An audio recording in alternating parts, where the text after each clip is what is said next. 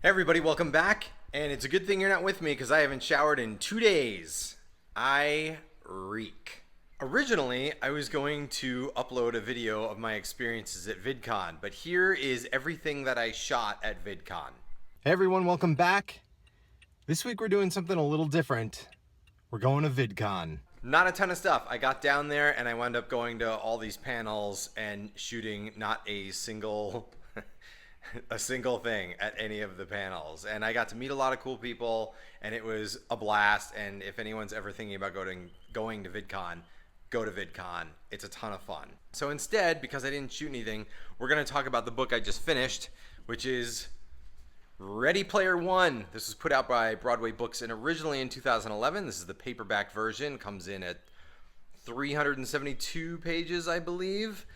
This is what you would imagine if National Treasure was a virtual reality experience set in the world of video games and 80s pop culture. I'm honestly not sure why I put off reading this book for so long because this was a fantastic read. This and the Romy Futch book that I read earlier in the year are by far my two favorites of the year so far. Basically, the story takes place just a little bit in the future. I think it's around 2040, something like that. A kid by the name of Wade Watts lives in one of these so-called stacks, which is mobile homes just stacked on top of each other outside of Oklahoma City.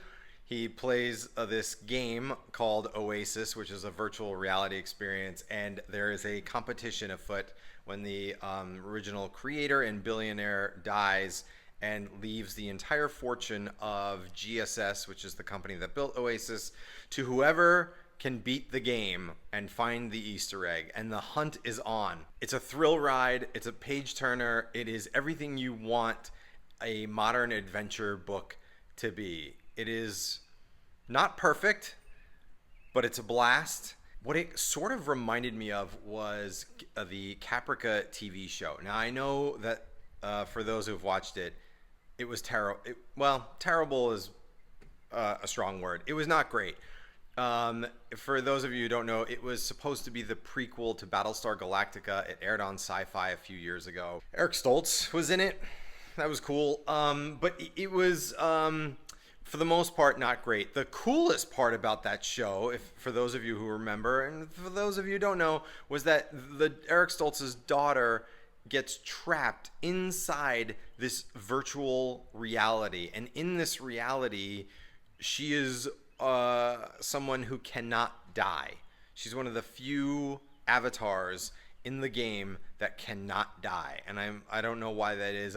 Unfortunately they never really get around to it because the show didn't last past a season and a half. I think 2 seasons technically, but that was the best part of Caprica, was this this universe set inside of virtual reality, and that's what this is for the most part. It just all takes place, or for the most part takes place, in this virtual reality. I really appreciated the commentary it had on reality versus virtual reality, that reality had become, we've poisoned the earth, basically. We've depleted it of its natural resources. We have not done a very good job. It's basically a cautionary tale for what could happen and what is already happening with certain elements of the youth in our world today. I, as a World of Warcraft player, am well aware of how addictive virtual reality and MMOs can be. I very much love being inside those worlds. They're fun, but every now and then, it might behoove you to get outside and get some sunlight and have actual interactions with human beings. I don't want to give any of the plot away. The book is a lot of fun. I will say that it starts off. A few months ago, I did a video where I talked about the first Easter egg in a video game, and it's something that I discovered as a kid. I grew up in the 80s. I am an 80s kid, and so all of the references that are in this book, of course, just bring back waves of nostalgia and for the most part, happy memories. And I'm not a big fan of nostalgia, but it's hard not to succumb to the fun of this book and the way that the author Ernest Cline, I forgot his name already, employs the elements of 80s nostalgia in the virtual reality, because he takes everything from the 80s and brings it back to life in this virtual reality uh, to with a lot of fanfare. It's just fun, and I highly recommend it. Easily 3 out of 3 cats.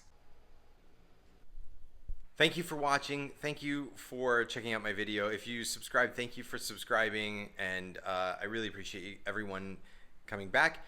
And I want to do a Q&A at some point soon. So if you guys have any questions, I'd love to hear them. Just drop them in the comments below, and I'll make a Q&A video soon enough. Technically another Q&A, but the first one was kind of a joke. So this one will be real. It'll be a real Q&A. All right. Take care. Enjoy the rest of your weekend. I'll see you guys next week. Bye.